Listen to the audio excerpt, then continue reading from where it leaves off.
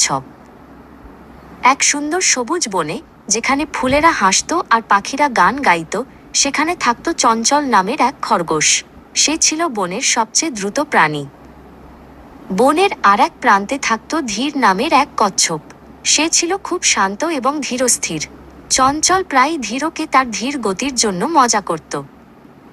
একদিন চঞ্চল ধীরকে একটি দৌড় প্রতিযোগিতার চ্যালেঞ্জ জানালো। চলো দেখি কে আগে বনের শেষ প্রান্তের বিশাল ঝরনার কাছে পৌঁছাতে পারে। চঞ্চল হাসতে হাসতে বলল। ধীর প্রথমে একটু ইতস্তত করল, কিন্তু তারপর মাথা নেড়ে রাজি হয়ে গেল। ঠিক আছে চঞ্চল, দেখা যাক। দৌড় শুরু হলো। চঞ্চল বিদ্যুৎ গতিতে ছুটল। চোখের পলকে সে অনেক দূর চলে গেল।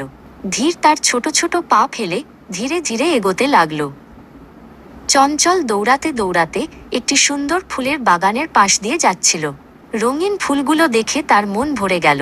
সে ভাবল, একটু থেমে ফুলগুলো দেখি। সে যখন ফুল দেখছিল, ধীর তখন অবিরাম হেঁটে যাচ্ছিল। সে জানত তার গতি কম, তাই তাকে থামলে চলবে না। কিছুক্ষণ পর চঞ্চল আবার দৌড় শুরু করল, কিন্তু একটু পরেই সে একটি মিষ্টি ফলের গাছের নিচে থেমে গেল। আহ, এই ফলগুলো কত লোভনীয়, সে ভাবল। এদিকে ধীর কোনো দিকে না তাকিয়ে শুধু তার লক্ষ্যের দিকে এগিয়ে যাচ্ছিল।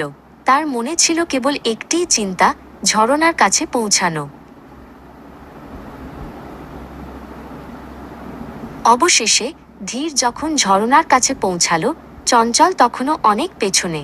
ধীর শান্তভাবে ঝরনার পাশে দাঁড়িয়েছিল, তার মুখে বিজয়ের হাসি।